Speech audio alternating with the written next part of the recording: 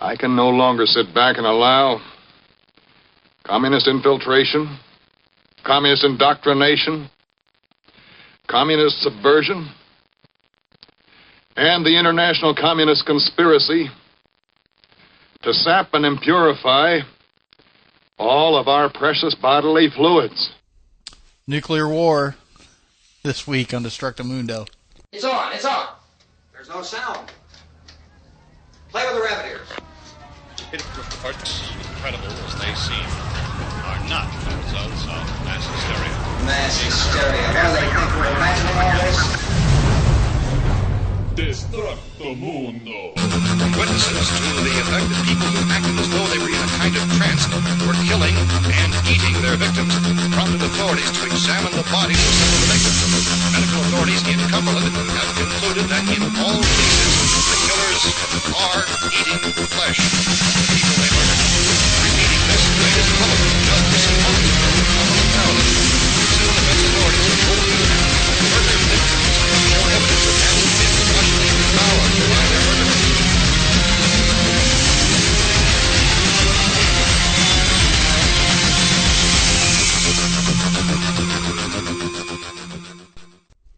Nuclear war. Nuclear. It's one heck of a card game.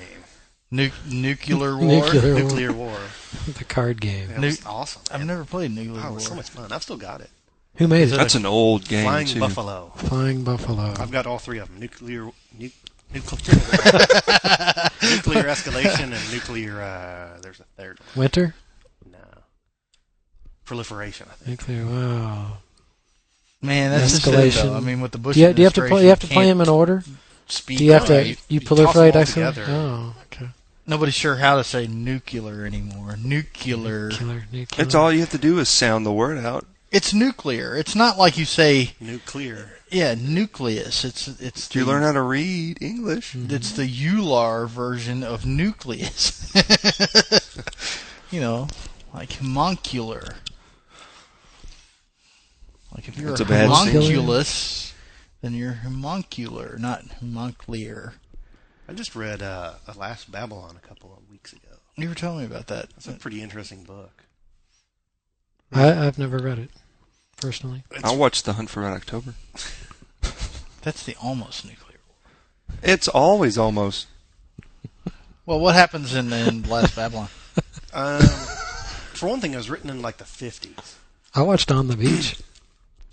And that's I've got that book. It's on my list. Takes place in Florida, some weird little town in Florida, and like totally out of the way, back in the swamp and on some river, and there's a nuclear exchange, and basically everything around this little Makes community. it sound so nice. Nuclear exchange. We gave them a bomb, and they gave us one. And then we gave them 2, and they gave us 3 back. So we sent them all. So it was just like this little community that survived. Trading bombs. Yes. And unfortunately, they were in Florida. yeah. Yeah, Florida survives. What a nightmare. Well, no, most of Florida didn't, but they were kind of in the Everglades area, sort of. Kind of the vacation area, not around the bases, because there used to be a lot of Air Force bases in Florida. Right. Yeah. I don't know if there still are or not. I mean, there's Cape Canaveral. There's naval air stations there, too.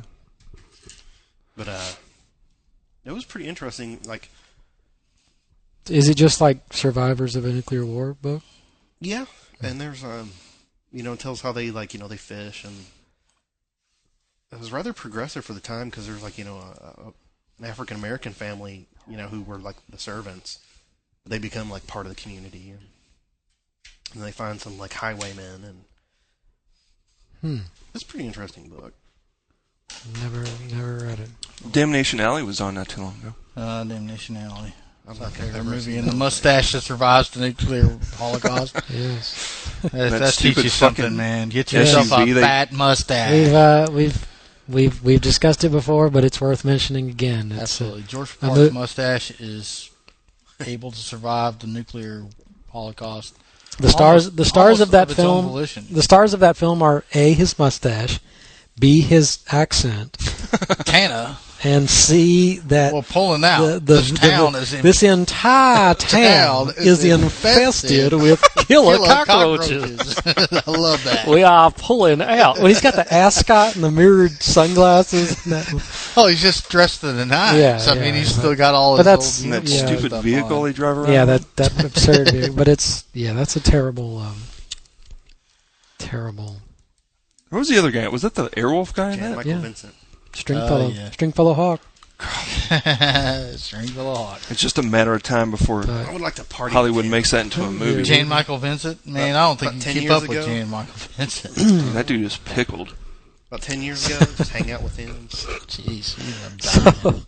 So, I mean, we're gonna off to a bumpy start. Sure we but, are. Bumpy. We've gone all like beyond nuclear war already. We're just okay. It's a bad scene. Oh, it's our show, man. We can do whatever we Yeah, want. it's- If you don't like it, well, please listen. Yeah, We'll we try don't, to do we, better. we don't know what's gonna happen, and we record it. Yeah. It's like the Life Aquatic. We don't know what's gonna happen, and we film it the way we've always done it. But I don't know what I was gonna say, but. Can I call you Dad? But okay, I mean, we're going to talk about. I mean, well, what do you want to focus Well, on? what can you do? I mean, how would it, the classic. Get in your bunker. Yeah, I was going to say the classic Cold War thing. You know, when they tried to convince people that if there was a nuclear war with the Russians, that you actually had a chance of surviving. Yeah, you know, get under your school desk. Yeah. Duck so, and cover. Yeah, so you had the duck and cover stuff. You had the fallout shelters all over town. You had the people with the bunkers in the backyard. And, you know, I guess there were people who really thought that stuff really, you know, made a difference. If you covered yourself in wet newspaper. Well, that's You know, everybody that- knows that if school desks are about Yeah. the only thing that's going to survive. So if you hide under the bed and cover yourself in wet towels, you will survive a nuclear blast. Well, if you see the flash, duck and cover. That's it. Never mind the fact that the Flash is traveling at the speed of light. Right. But back then, that was And if you see the Flash, Yeah. then you're in the Flash. Right. You know, so- they had yeah. a lot of lead paint back then, though. Right. A lot of things dangerous in the 50s. Mhm. Had UFOs. Those big steel cars. Yep. Big, Cars with big grills. Real Big- chrome. big wrap an giant entire body steel cars. around. I mean, Big giant geez. steel cars with no seatbelts. Yeah, because seatbelts made it look like the car was dangerous, and they didn't want to give that impression. Yeah. But, well, I guess, you know, back then people, you know, I guess, you know, there it was perceived that there was the very real threat of nuclear war. I mean, it was Well, there serious. was. I mean, everybody was trying to build the bigger and better. even are like, I mean, we're I guess sort of at the age that at least I can remember when it still got mentioned. You know, I mean, Oh, right. there was still stuff in the late 70s and into the early 80s. With that Reagan speech. Yeah. Where he was Well, I testing mean, the microphone. I remember Bombers watching. Oh, that's Yeah. classic. That's awesome. I remember watching the day after and Yeah, being kind of yeah. freaked out by it in that movie. You know, I mean, we're like that and that last. was the most depressing view of nuclear holocaust I've ever seen. Um, It's like a whole lot of people survive it, And they all get sick. and they all get like their insides boil. Yeah. You know, that's about. But yeah, we're at that. I guess we're that sort of age group. We're like the last ones that are, you know, we're right on that edge of the generational divide there of the ones that are old enough to remember when like nuclear war. Well, of you know, us, our that- parents grew up in the 50s, Yeah, but I so- mean, yeah, when there was a Soviet Union. yeah, there was still a Soviet Union, and the idea of like, you know, global thermonuclear war, as it was so. Man, that perfectly- game is awesome. I played it with this computer one time, dude. Everything went all haywire. Joshua. Yeah, then he wanted to play tic-tac-toe, but I'm not really down with tic-tac-toe. It's like, But dude, that's you know, gay. yeah, we're like, you know, that it was like still like a real thing, and people talk, you know, mutually assured destruction, all The those. missile gap. Mad. Mm-hmm. Yeah. Yeah, I mean, all that stuff was still very real. I never knew anybody that had a bunker or anything. No. We're not of that age, you know. By the 70s, you know, all that was. I think they smartened up. Yeah. We should build one in my backyard. Yes, we should. I agree. Oh, yes, absolutely. I'm totally down with that. We have You own your own property. You We have can to do put the whatever you still want. someplace. Don't talk about that. But yeah, I mean, it must have been. I don't know. I mean, I can imagine like the stuff in the 50s or like the Cuban Missile Crisis, stuff like that. Like living through that, Oh, right. That stuff is. Well, my sister was involved. She lived on base when my dad was in the Army, and they gave everybody dog tags during the Cuban Missile Crisis. Even though it only took place over like 13 days, they issued dog tags. That was a big deal, though. Oh yeah, there's the what's the death clock? Is it actually called the death clock? No, it's called No, something death else. clock's the cool. Death Clock's the new Brendan Small Brendan cartoon. Small cartoon. Brendan Small rocks. It's the clock that's in reference in the The Doomsday song. Clock. Two Is that minutes what you're to talking about? midnight. Yeah, the Doomsday Clock. That's right. 2 minutes to midnight. Hands that threaten doom. Maiden rules. Maiden totally rules. You should totally Maiden, when I was in high school, fully supplemented my history. Just you learned history at school during the day, you went home and studied it by listening to Maiden at night. And that took care of all your homework, man. And you didn't have to pop a book. You knew it. Well, we used to war game this stuff, too. I mean, Supremacy was like the risk of the nuclear age. Right, Yeah. right. That was an awesome game. You're like, oh, wait, how many was it? Like, if you lit off, 12, I think. was it 12? If, 12 nuclear devices were used during a game of Supremacy, the whole game was over and everybody lost? All right. Well, that's the way it worked. I mean, but the Doomsday Clock But they had neutron bombs. 2 minutes to midnight was as close as they ever came, but it wasn't because of the Cuban Missile Crisis. It was because of an escalation in Is it the missile production that took place right before Kennedy became president. But that didn't even register on the clock because everything had calmed down by then, and they only do the clock revision every 6 months or every year. I forget which. Yeah, it doesn't change that much anymore. It didn't show up on there. The closest we've ever come to nuclear war never showed up on the Doomsday Clock. So, time to get a new clock. It's like having a VCR and it's always flashing 12. Because if the Doomsday Clock flashes 12. Dum dum dum. Yep. Did you ever read MacArthur's plan to ensure that the Chinese didn't re-enter the Oh Korean yeah. War? Oh yeah. He He was wanted to bomb the Yalu River with up to 50 nuclear. First though was the spreading of I believe it was cobalt.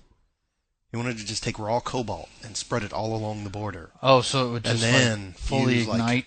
And then use so many nuclear weapons along the banks of the Yalu, or at least along the border, so that would remain radioactive wasteland that was deadly for thousands of years. It's cobalt's half-life. It's at least 300. Jesus Christ, I didn't know about that. But a while. That sounds like that Zhirinovsky shit when Vladimir Zhirinovsky was in Parliament or in the Duma in Russia. Yeah, That was Zhirinovsky. nuts.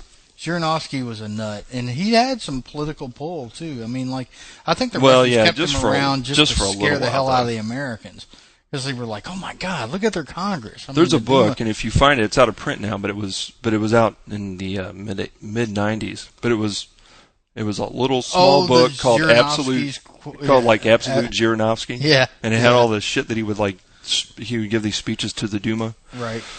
It was hilarious. He had this one plan. I remember when the Soviet Union started to break up, he was going to bury nuclear waste along the border between Russia and I think it was Georgia, and they were going to build giant fans that would blow the radiation into Georgia if they That's a decided to great secede Zhirinovsky.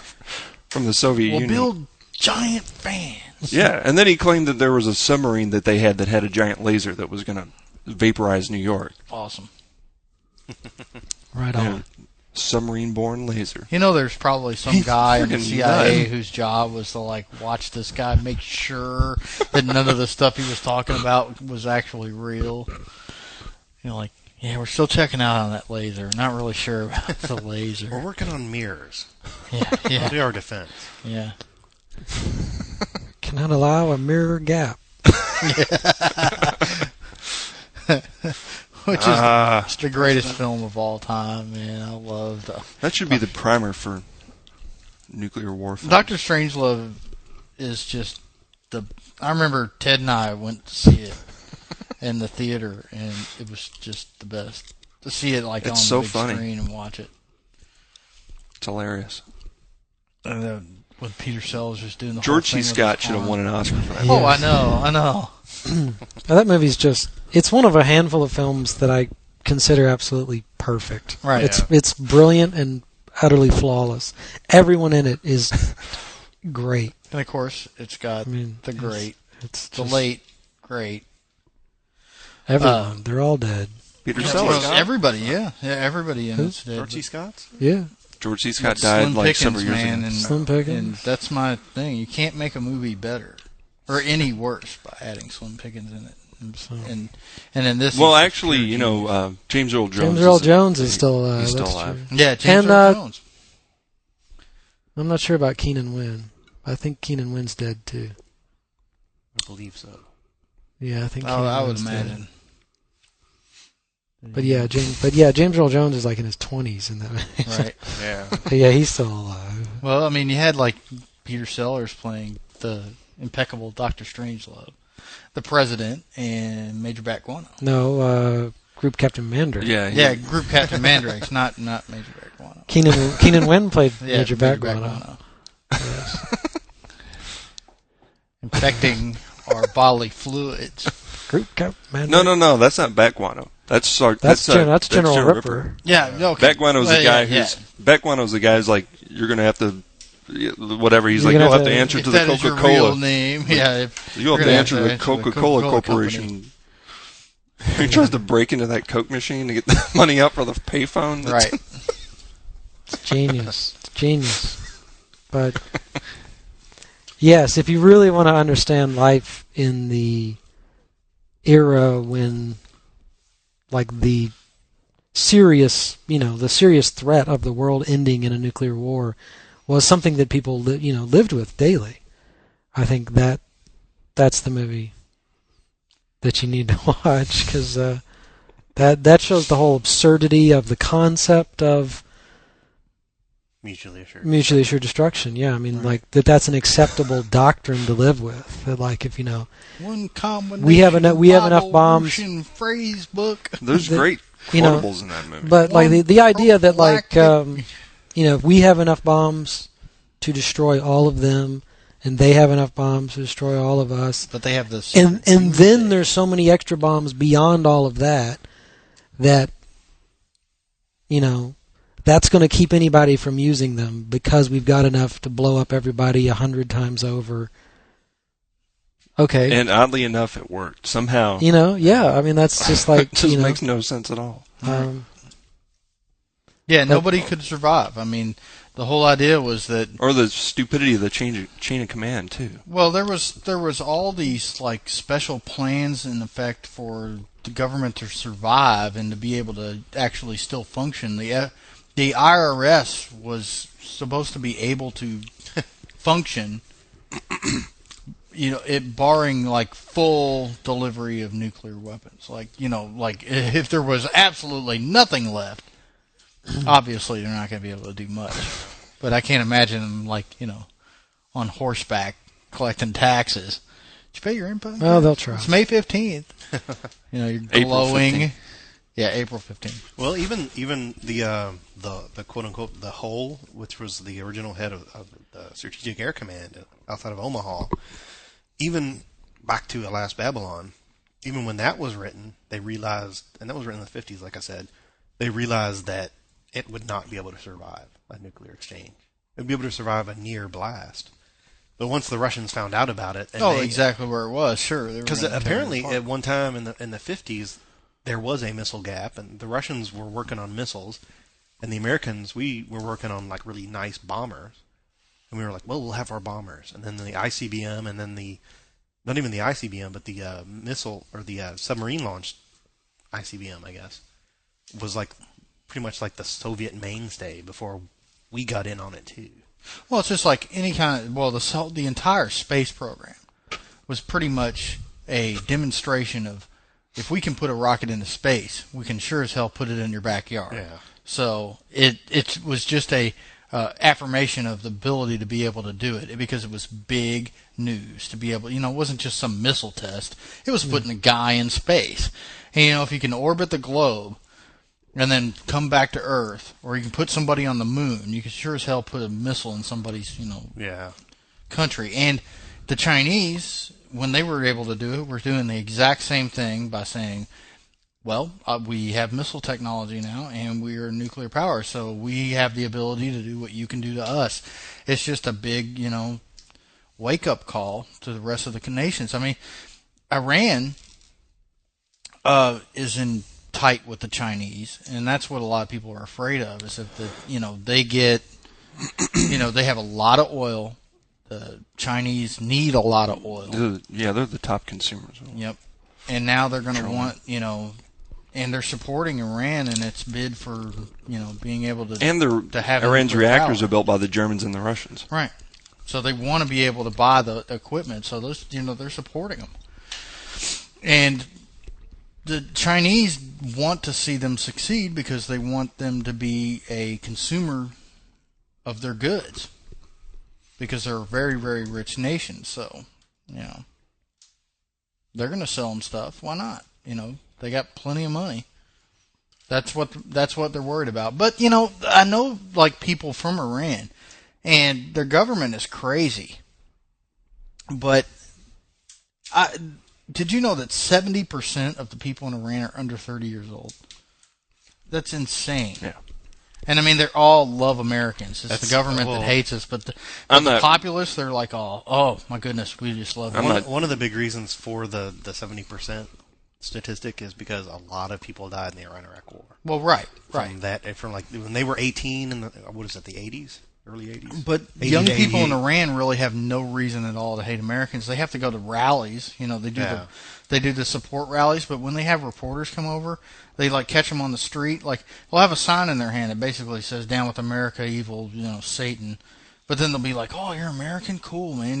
Rock stars and all this stuff," and they start talking to them about Coke and Pepsi and blue jeans. Yeah. Well, I think the whole Iran thing's a non-issue anyway, but it's dreamt up. Right. But there's nuclear powers out there that have ability to, launch at each other. There's worse problems. I mean, we don't need to get into politics, but there's worse problems than Iran. I mean, there's Pakistan. Right. Well, there's only one country that's ever developed nuclear weapons and then gotten rid of them. South Africa. South Africa got rid of its nuclear. Supposedly, they disarmed. Supposedly. Huh, I did not know that. There were other countries that were sort of at the point that Iran is now and gave up. Yeah. Supposedly Israel, but Israel has Israel. Oh, they got them. Israel has them. Yeah. But I know Brazil is one of the ones that was exploring nuclear. They were doing what Iran says they're doing now. Right. And then they realized, it's just not worth it.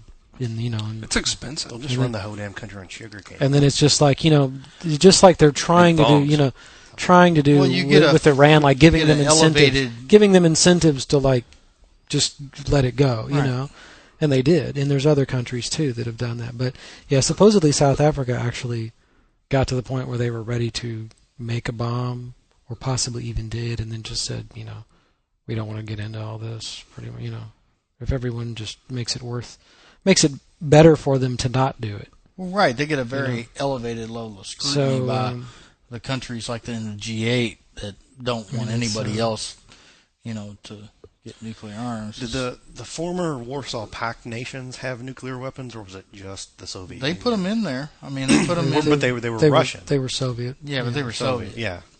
But I don't exactly know what happened to those. Nobody knows what happens to some. What happened to some of those? Right. Supposedly still in the Russian stands, Kazakhstan. Mm-hmm. Because that's where their space program and those people is. are dirt poor, so what are they doing with their stuff? Are they selling it to us? Are we buying up them all? Well, there's been stories about, it's a mess over there, but there's been stories about us, trying to ship AK-47s from former Russian, provinces or whatever, to Iraq for the Iraqi police force, where, several thousand rifles turn up missing before they actually get on the plane. They're like, where'd they go? And you got somebody in like Kazakhstan going, oh, I don't know. You know, we fly stuff on Kazakhstan Air all the time, and it disappears before it gets on the plane. You know, well, everybody's looking to make a buck when you know nobody's really making any money. But yeah, I read some asshole on the NPR the other day. I think it was last Friday. I want to say it was Science Friday, but it was a guy who was talking about chemical warfare. It was somebody from the UN, I want to say. And is that a Slayer? That's a Slayer song. Chemical warfare. And then the Dead Kennedy song. And the Dead Kennedy song. But yeah, he was just some jerk ass that was calling and talking to the guy who was the guest, and he was saying like it was about chemical warfare and that we had reason to believe that Saddam Hussein had chemical weapons and stuff like that. And he was saying, yeah, we had reason to believe he actually did, you know, and that he was prepared to use them.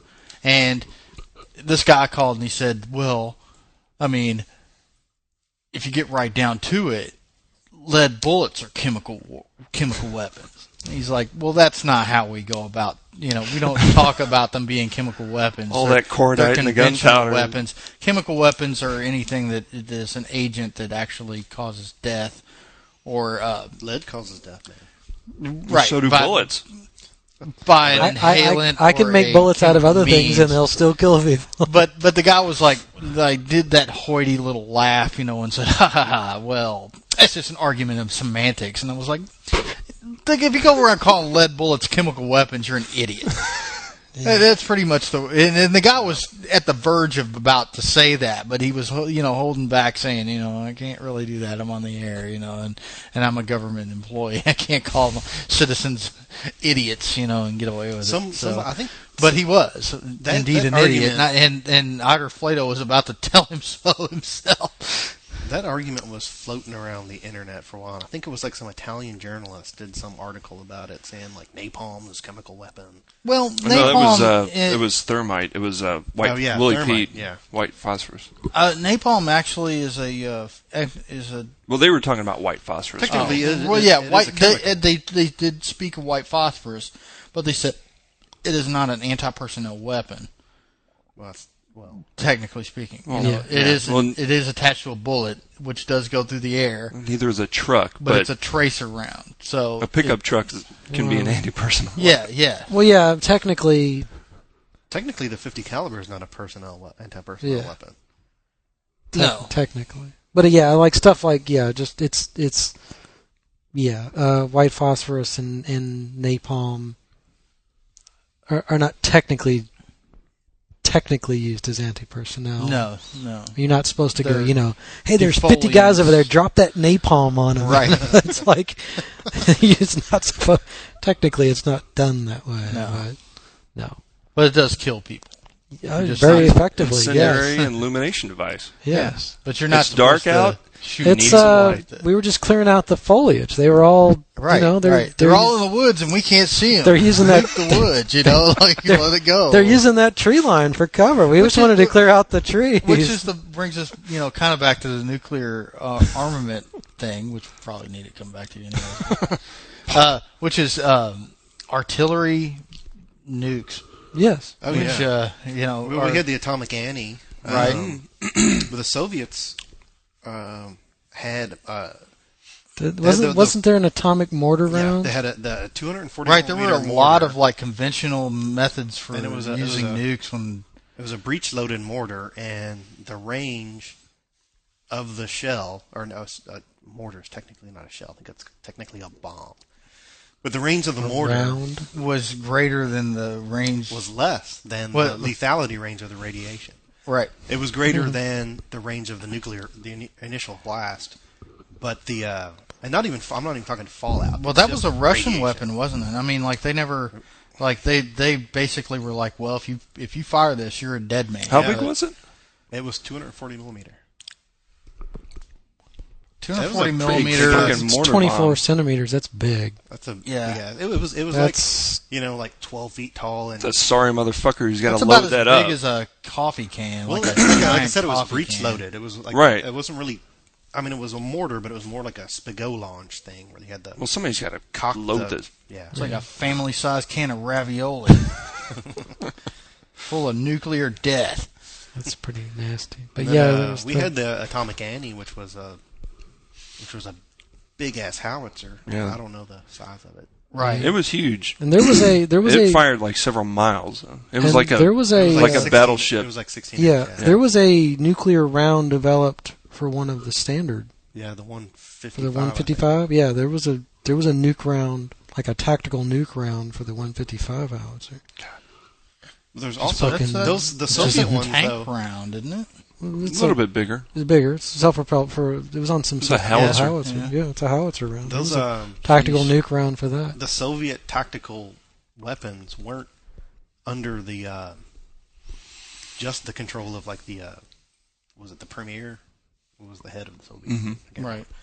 They were like the nuclear weapons in the United States are all under the control technically of the President. commander in chief.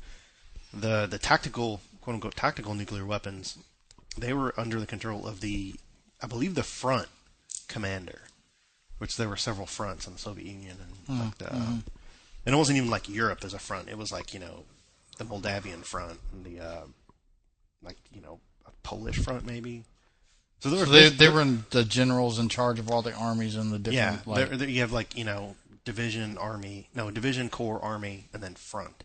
Right. Front was like a country basically, Right. and that's the guy who was in charge of the nuclear weapons. That's the guy who decided when to use them.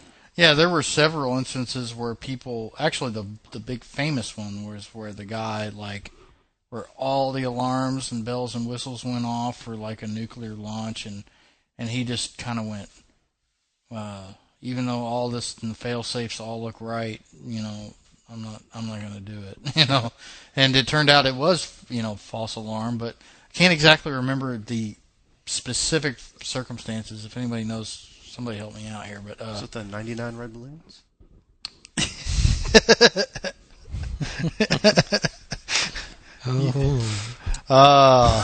those Luft balloons, man, I tell you, they look just like nukes. And Nina was hot. Yeah. Those hairy armpits and all. I don't remember any Harry. Well, there were those weird German, she had hairy you know, armpits. politicos. I You can know, get past they're, that. There's worse they're places. right there on the border, man. They can be as punk as they wanted to be. Yeah. All German and punk. Yeah, now they're all disco weak. If you have any German listeners out there, take pictures of punk rock girls and send them to us at destructomundo@gmail.com. We'll post them on the website. German punk rock girls. Fuck yeah, German punk Maybe rock sell girls. some of those. Frankfurt, I think. Like Run Lola Run. She's kind of punk rock. Okay. Even though she had like a smack using boyfriend or whatever that was going to rob a bank. Okay. What are the other nuclear destruction movies? The only one I can think of is DEFCON 1. Well, I was thinking Four. of the Four. DEFCON 1. DEFCON 1. I thought the movie was Well, DEFCON I 4. thott it goes down from 4. And Yeah, then one was never- one. okay. But I was thinking of Dr. Strangelove is like Failsafe with Henry Fonda. Right. Which right. is sort of live like- action television play that they did. Well, no, the old one's just a movie. Well, they did a Yeah. made for television. But there's the one from it's the early '60s. It's which is a similar concept to Dr. Strangelove, but it's done as a straight film. But Right. basically, you know, one of our bombers wrongly gets the signal. It's the ones that are constantly in the air, Right. and they were ready 24/7. All they had to do was send out the codes, and the bombers were flying around near the borders to the Soviet Union. And if they ever got the code, they just penetrated Soviet airspace and dropped all their bombs and missiles and nuked their targets. But one of them mistakenly gets the code through some computer error. I thought they all got the code and this one got called back. Or is that what happened in Strangelove as well? Yeah, that's what happened to Strangelove. Yeah. But then their radio got busted. Yeah, yeah. But this one, like, But like, they just- well, what the point of it is that one of them nukes. I forget what it is, but it's a fairly large Soviet city gets nuked, and the movie is like it's the president, like when they realize what happened, and then they realize that they can't stop it because they can't get in touch with the bomber. It's been years since I've seen it, but I remember the basic part of it, and some of the details are blurry. But basically, in an attempt to, and then they have to get on the phone with the Kremlin and explain, what's happened and all Dimitri, this stuff. we have a little problem. Speak slowly. I think he's drunk, Mr. President. One of our bombers. but no, I mean, and then they realize that it's inevitable that it's going to do its job, and that this Soviet city gets nuked, and of course the Russians don't believe them. They're like, why would you? You're not going to call us and say, oh, we're about to blow up one of your cities. But anyway, they wind in an attempt to avert a nuclear war and to, like, the U.S. basically winds up.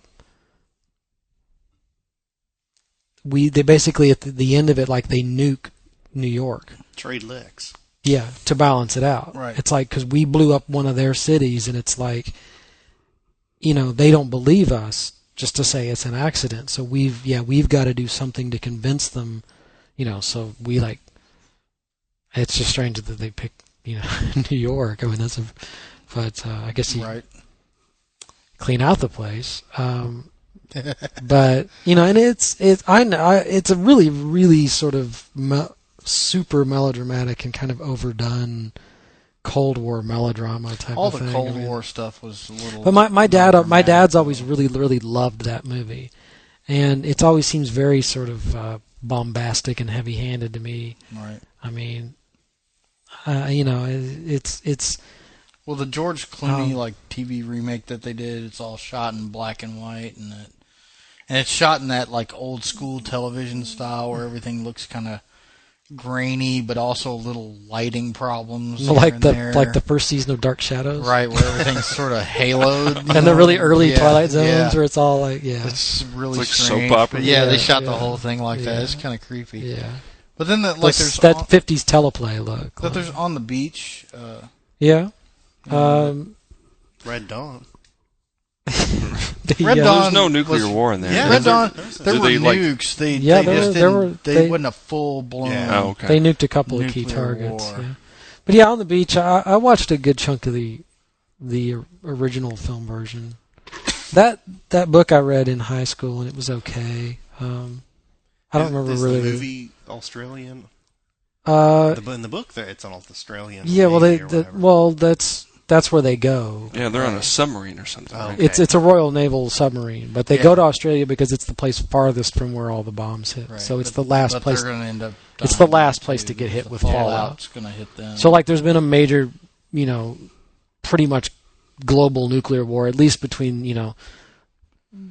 the Soviet Union, Europe, and the U.S. has all been wasted pretty much, and then the fallout spreads from there through the atmosphere, and Australia is the place that is the most removed, and so the people there are the last ones sort of halfway living a normal life, but they're basically just waiting to die. It's a book of people just waiting for the fallout to hit them, and they're all going to die. Right. And then there's a crew of a Royal Naval submarine that arrives in port, and they just sort of like get their last, get their kicks in and Right. Well, have some they do fun. the thing where they go to San Diego and to the U.S. Naval base and headquarters. Yeah, they're getting that signal. Yeah, it's the Coke bottle. Yeah, like they're getting like the sporadic message in a bottle. But the it's just a sporadic bottle Morse hitting code the signal Morse radio. code They signal. think there might be somebody there. Yeah, but then they realize they go there and they investigate and they realize that everybody's dead. Right. So they just go back and then they're just a bunch of people just hanging out in Australia waiting for the fallout to come rolling in, and they all die a slow, horrible death from radiation poisoning. These are all kind of. But Ava Gardner's in it. And she That looks all really leads hot. into Mad Max movies. Yeah. But they're all before. I don't know if it was before the discovery or the fact that it was made public of the whole electromagnetic pulse thing. And Yeah. that's pretty much isn't that a lot of the knowledge about EMPs, like, kind of conjectural? Yeah, and there's a lot of varying opinions as to Because, like, in that really how serious a threat it is. really incredibly terrible movie Broken Arrow, God. they're like a nuke's getting ready to get set off, so they just turn off the car, Yeah. and it goes off, Yeah. and then they turn it back on. But yeah, Broken Arrow. I mean, I've read a bunch of things where people have, like, some, egghead dude that says, that threat of EMPs is very overstated and it's not really that big a deal. And then there's guys that, it's a major problem, and anything that's not That all solid state circuitry is going to fry. And but then there's guys that, like, there's some pretty knowledgeable people that talk. You can build like your very simple. You can build a very simple Faraday cage and put anything that you care to preserve inside it. your iPod. And supposedly, supposedly it'll work. And then there's, like, you can wrap stuff in aluminum foil and shit. It's going to destroy our economy, though, because like, if you take everybody's going to return all their stuff. If you take the batteries out of things and then wrap them in certain types of things to shield it, I don't think the warranty's going to cover it. I've heard stuff like that. If you have what do they call that? Is that an act of God? It's not an act of God. If you have battery powered devices, and, like, supposedly I've heard people, like, if you take the batteries out and you store them separately, and, like, if they're wrapped in aluminum foil and stuff, supposedly it can potentially shield it. Was that movie had nothing to do with? But yeah, a Faraday cage is not difficult to build. You just get a wire frame. You copper wire work really well, or brass, and then you just ground it, just like you would a screen door. If you make your whole house out of screen door. So you basically got a metallic cage to conduct. Right, they did that thing on MythBusters, and the cell phone signal wouldn't even go through it. So yeah, he can make there was that Wim Wenders movie where I was like, I can't remember what it was. It was like the Skylab was crashing, and it had a nuclear fuel on it, and they were in Australia, and everything. Like, the EMP happened, and is that Until the End of the World? Yes. Yeah, and the only thing that worked was the Aboriginals had like an old Model T or something that was crank started. And that, like, ran fine, but nothing else worked. Yeah, Until the End of the World's a pretty good movie. It had the whole, like, weird, kind of the same thing going on with Strange Days. Like, they had the sim stem. Right. Yeah, but everything was weird. But yeah, if EMP is a serious, if it really does work like the way that it's been hyped for many, many years, that sort of atmospheric nuclear burst followed by that EMP blast. Is it everything electronic? Unless shielded? Pretty much any unshielded circuit. And if it's as bad, like, at the worst case scenario, like I said, there's some people that say stuff that's running at the time that has current going through it is more susceptible than things that are, like, turned off and unplugged and isolated from everything. But potentially, because of the power lines. Potentially, it can fry anything. So you figure computers that are on. Yeah, so you figure it has the potential to fry anything that is, electrical, electronic, anything that has. What if it was, like, circuits like that? Like an old, like, a tube radio. Point-driven car, like I got. Yeah, you got points, man. You Yeah, can't fry out points. Just by I don't know about usage. Can you? I don't know. Points? I think probably vacuum tubes would be okay. That's probably they're if not they were unplugged. I don't know if vacuum tubes are considered solid state. They're not. If I build my giant vacuum tube powered mech, I don't think vacuum tubes are solid state.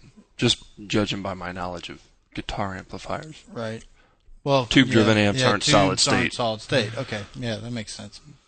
I'm pretty sure. What about the neutron bomb? Repo Man. Neutron bomb. A friend of mine, everything dead. He worked on the Everybody dead. Developed the neutron bomb. Flammo! Yeah, I love that. Eyes melt, skin explodes. Everybody But dead. did they ever actually make a neutron bomb? I don't know. See, that's one of the big questions. No one knows if I they just ever... remember in Supremacy that was the shit to Yeah, get. I mean, there were all those stories about the neutron bomb that you could drop it on a city. Right, it would just light up everything and it killed all the people, but like it wouldn't blow up anything else. Yeah, it like killed the buildings people. would be left standing. Yeah, it would just kill And no people. It residual was this radiation, neutron burst that would just kill any living thing. and then there would be the ability to walk in and take over. Because I mean, war is That way you conquest. don't. That way you just not only do you kill them all, but you get to keep all their stuff. Right. That's right. Well, that's the point. War is about conquest, That's what the those commies acquisition want. They of just want one's Yeah. of They your just wanted our enemy's stuff. things. And if you're destroying your enemy's things, then war is useless. I mean, it solves nothing to destroy your enemy's land if you're not going to get anything from it. You're just spending you money. destroy them. Well, yeah, you're destroying your enemy, but you're gaining nothing. You're basically you have no more. Well, enemy. if you get the land and the resources, yeah. But I mean, it's better if you don't have to rebuild all the cities. Right. Well, I mean, like I mean, you know, because I mean, we, you know, and the whole idea was that they were. I mean, gonna blow we, up Fort you know, Knox and irradiate the gold, like in Goldfinger. So our gold, when we were gold standard, the gold would be worthless. But I mean, yeah, I mean, you can certainly win a war by blowing up someone's country and leveling everything to the ground. Yeah, you can. It's been done. Yeah, you can. Very effectively. But yeah, it's better, you know, yeah, if you It's don't better to if you win. don't have to rebuild the cities and all the roads and Sometimes bridges. It helps your economy. I mean, look at The Marshall Plan? the Marshall Plan. Yeah. Yeah. Right. It was very effective, but yeah, but I mean, you know, but yeah, it's one of the big questions of did they ever actually make a neutron bomb? I doubt it. I think it was theoretical. Yeah. I've never heard of any being lit off. And then there were all those like rumored like super nukes, like the ones that supposedly could the like Russians did that one that they that said could, the like- guys dropped in the North Russian Sea, the one that's and there's an island there, and they dropped it, and the plane had to haul ass out of there. They dropped it from like super high altitude, almost near space, and then they had to hightail it the hell out of there as fast as they could because when it went off, they would just be out of range if they like Fucking gross. totally blew out of there, and it was the strongest nuke ever like lit off, and it was more so than like anything we'd ever done. I think the biggest threat really is like not an international nuclear exchange, but like a really local one. I mean, India and Pakistan are supposedly normalizing relations right Right, now. the suitcase nuke. But what if they did? You know, I mean, that's two of the most populous nations in the world. If they just had like No. a small exchange, Yeah. that would be a humanitarian disaster, like just beyond. I mean, it would also even totally like screw over the American economy with all the Dell's tech support Yeah. would go to everybody- hell in a handbasket. everybody's tech support. My call bank's center. call Fifth Third Bank, Yeah, and you get Indian, like Right. telephone operator. yeah. Yeah, that would be a big problem. But yeah, I think the sort of full on global thermonuclear war is really no longer something to be concerned about. But I mean, the possibility of something like that, Well, I mean, it Putin- seems unlikely. Putin's getting ready to step down in 2008. I suppose. He's talking Not about not if he has a naming KGB a successor. You get some crazy guy in there that starts like slamming his shoe down on the table again, and, There'd be a big ass coup. I think. you know, I think it's more of a that movie The Peacemaker with Clooney and right? Somebody getting a Kidman. hold of one, some rogue some general or some rogue somebody. general blowing a bunch up and then but saving like one or two, selling them to I think it was some Balkan person in that movie. I don't know. I can't remember who. Well, I don't They think were we're gonna going to take it to see New like a York. complete, Selling them to the like terrorists. an utter, nuclear exchange where, like, like in war games, where like all the lines are going everywhere and every place is getting nuked. It's like and, Missile Command. right? And we're trying to keep up, and the trackball's not working. You're going, oh my god, they're coming too fast. It's like level 55 of Missile Command. With like, Yeah. You got New York on the going down. left, and L.A. on the right, and Chicago in the middle, and you can't protect them all. Oh my God, they got Chicago, and you're like trackballing, and you're We're gonna have like, to oh, give up New York to save the other two. Yeah, But yeah. I mean, And then it turns into tic-tac-toe. There was that one game that was called Maryland that was kind of like that, but actually was nuclear weapons. Where you did, like... Nice. It was just a fancy version of Missile Command. Right. yeah, it's... But yeah, that sort of full-on global nuclear war, I don't think we need to worry about too much. But Except for when the computers take control. true. Like Skynet. Right, and they kill us all. Well, we're going to take a break here for beer. Glorious beer. We don't have much And time left. station identification. So, just a few, and we'll be back in just a moment.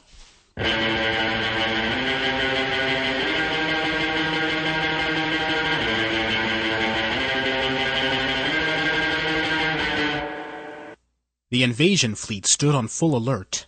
Admiral Thurlock paced the bridge of his flagship, eye stalks trembling with fury. The door dilated, and Chief Nologist Grimble entered nervously.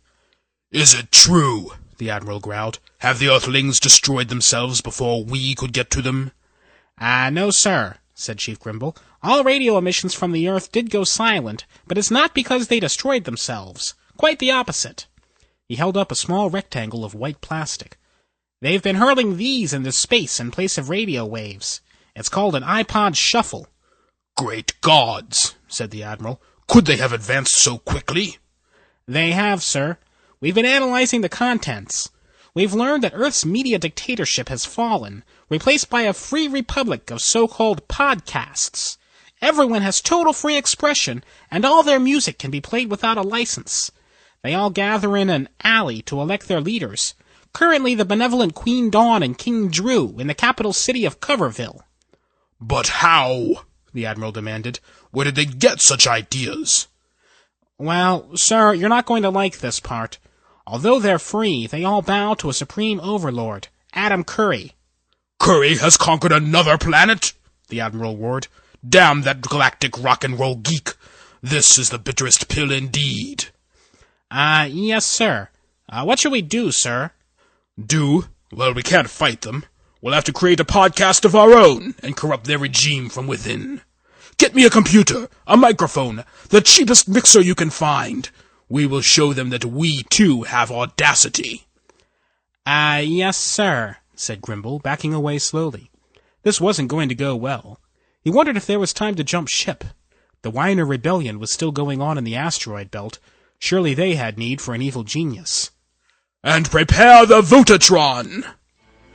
Escape Pod, the science fiction podcast magazine. Find us at escape.extraneous.org.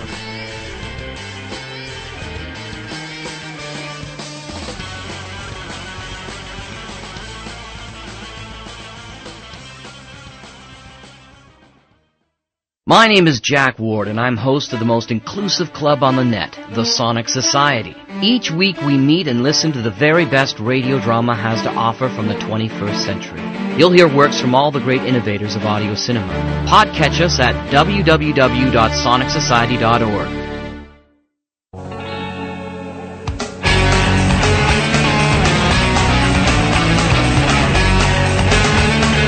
Have you ever wondered what is the connection between science fiction and philosophy? Do you ever wonder, am I really just a battery in a machine? What is a worldview anyway? Are my memories really real? Can I have free will if the pre-crime, pre-cogs know the future? If you answered yes, no, or maybe to any of the previous questions, then the Sci-Fi Show is for you. The show that deals with those interesting questions about life, the universe, and everything, as found in science fiction. And no, the answer is not always 42. The Sci-Fi Show, a 20-minute fortnightly podcast, putting the philosophy back in sci-fi. For more information, go to thescifishow.blogspot.com, and that's phi with a PH.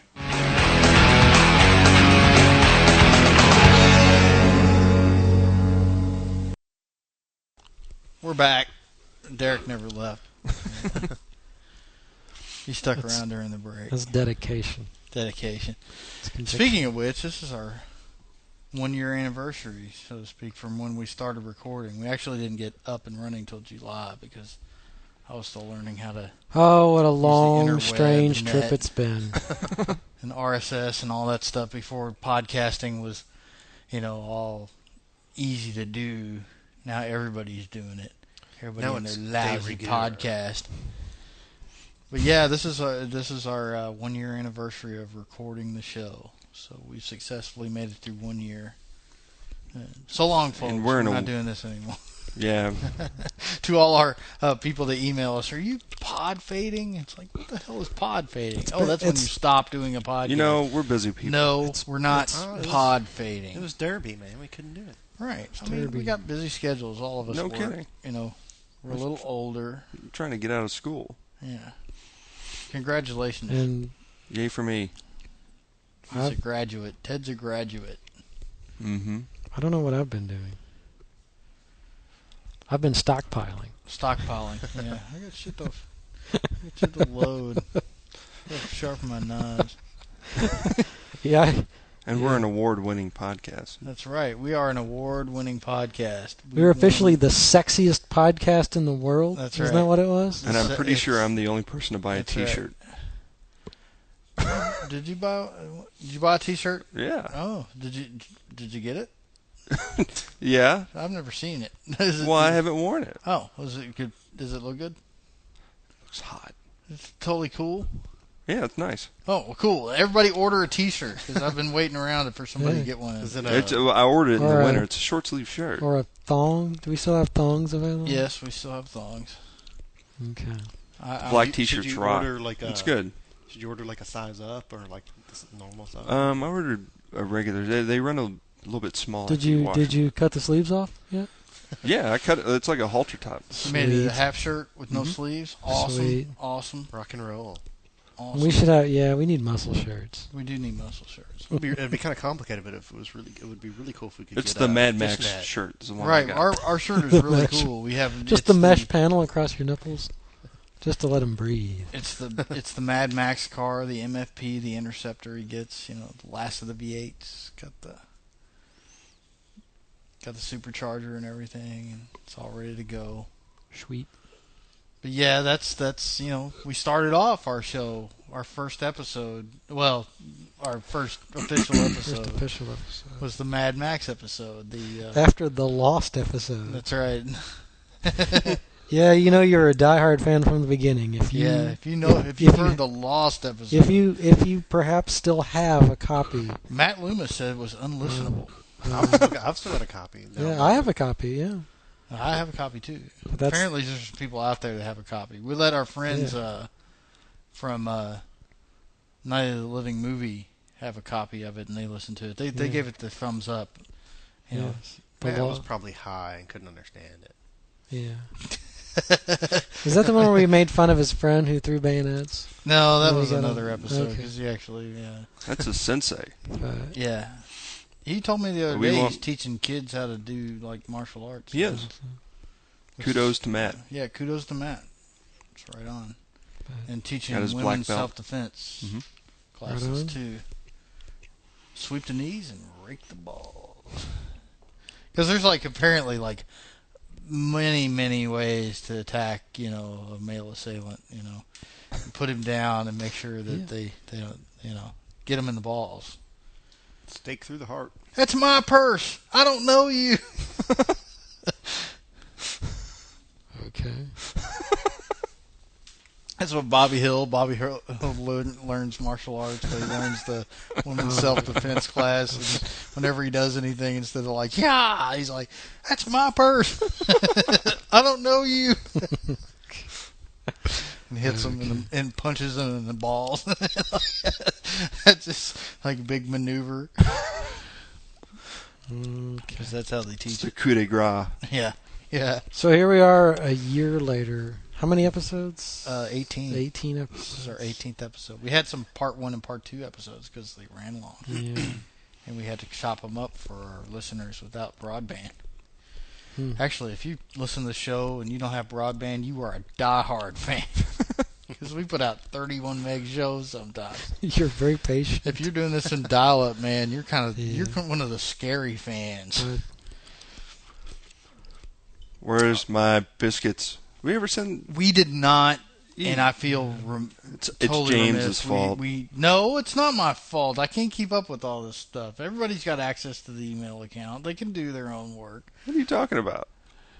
chicken and a biscuit stuff. That was You got the Adam's thing. Thundar. But you got the Thundar I have the DVDs. Thundar DVDs. You're right. I have the Thundar DVDs. It is my fault. I don't have access to the emails. Yeah, you do.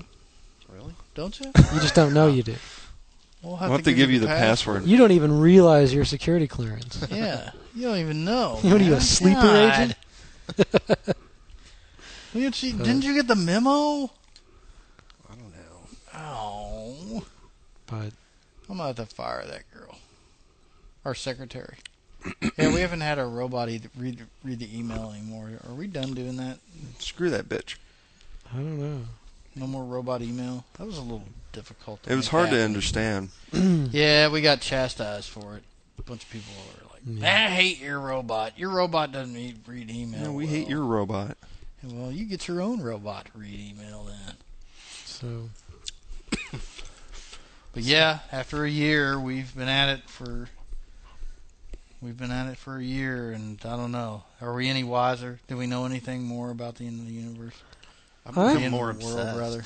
I've What? So I mean, I've become more obsessed. Yeah. Well, hey, I don't know. I think I've learned things in episodes. we've covered a lot. I mean, we all know weird shit. And Right. one of us will bring up some weird thing that maybe others don't know. Right. Well, we're sure to get email. Within the next week, it'll be like, you left out so and so. We always do. Because we do. We don't want to tell you everything. You guys are just we're giving you It's an exchange. firm foundation of a knowledge to build on, and you go out and search for your own stuff. And then you can blather to your friends all day about it. Because So see, we get you. See, this my episode. coworkers think I'm weird. So see, the Because I point. bought a case of bottle rockets last weekend, 3,600. That's how many? 3,600. 25 times 25 gross. Yeah, is 25 3,600? gross is 3,600. I was with him that day. It's a box, He bought a a. kind of hefty box of bottle rockets, and I told my coworkers about it on an hour-long drive to hell that I do twice a week, and they were just like flabbergasted. They never heard of such a thing. Your drive to Frogtown. And now I'm the weird guy. Cause I drove to northern Kentucky. You drove to Frogtown. Yeah, Fogtown. So you're just going to take the whole case and set it in a field and pour some gas Pretty on it and much. light it up? No. We're gonna shoot a flare at it. No, we're gonna like dump the it in Kenny Meyer the method. We're gonna dump it on the cardboard tube Yeah. with a Right. bunch of gunpowder, like we But- did. Yeah, that was all that stuff we had left over from that one. When, That's how to light them and up. I was like, Kenny, do you have any gas? And he was like, yeah. I was like, here's some fireworks. That's how to do it. And went from there. And I set off the East German smoke grenade and blanketed the air. The best fireworks displays that we've ever done involve East German smoke grenades. Take out them. Wish I had another pack of those. Yeah.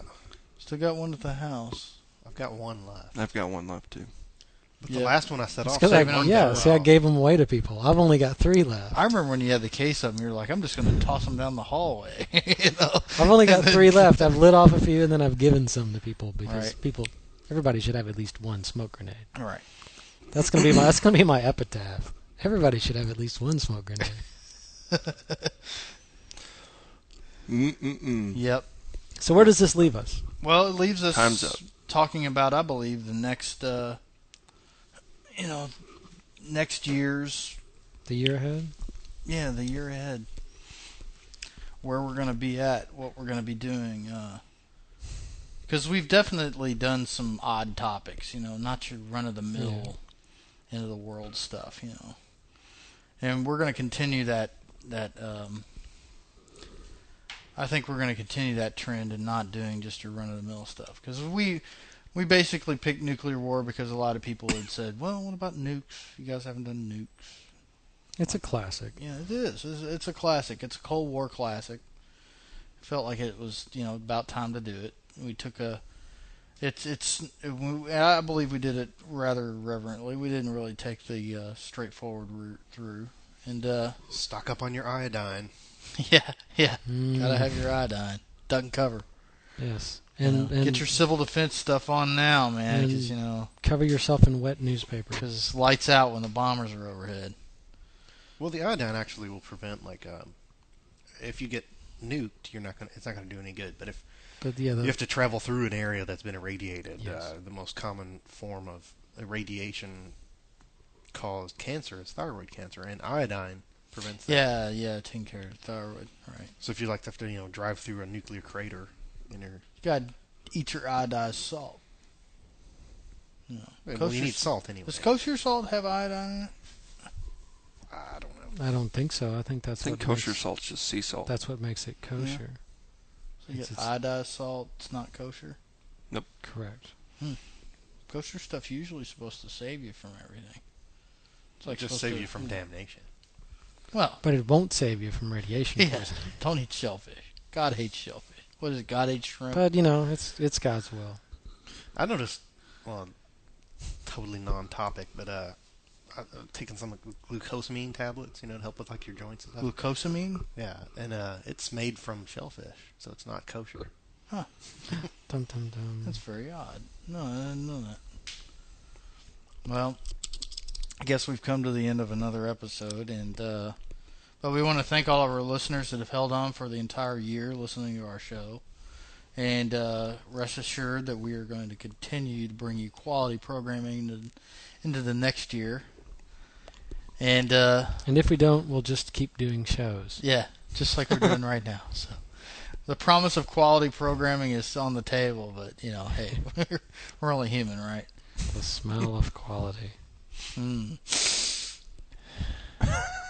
Like rich Corinthian leather. Rich Corinthian leather. Ricardo Montalban. Look what they've done to my car. ¿Quién es más macho? Ricardo Montalban or Eric Estrada? ¿Quién es más macho? It's the question of the week. Send your email to destructomundo@gmail.com. ¿Quién es más macho? And we'll give Adam the password. Ricardo Montalban or... Especially with the hot chicks. Eric Estrada. Yeah. Send us photos of hot chicks, German punk rockers. German punk rockers. If the hot chicks want to contact me directly. Oh, okay. Yeah.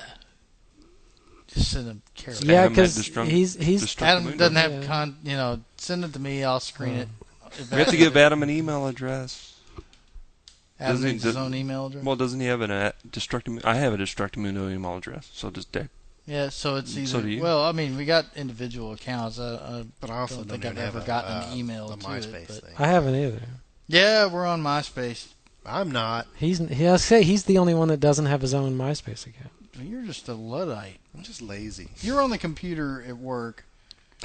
No, that's 7 hours a day. That's how I'm reading so much. Is I'm not on the computer. Oh. Wow. All I know is I get a tank email every day. Yep. Well, here's a cool weapon. Here's something cool that happened. Here's some cool weird stuff. Look at this weird shit. Oh, I found a new land. I love it. Don't get me wrong, but I'm not buying this whole. I don't know what MySpace is. I just haven't done it. Actually, I did it once and immediately deleted it. It feels. Yeah, I know what you mean. The what? What are you talking about? What, having a MySpace account or something? It feels kind of. Mine is purely for entertainment. Mine's purely to troll for 14-year-olds. So, how's that working out for you? Yeah, it's all right. Just getting ugly ones? They're only ugly on the inside. Dun-dun-dun. Okay. And with that, yeah, this is James. Ted. And Adam. And me. From Destructomundo. And Eli Wallach in the role of Tuco. Yes. Good night. Well, I've been to one World Fair, a picnic, and a rodeo, and that's the stupidest thing I ever heard come over a set of earphones.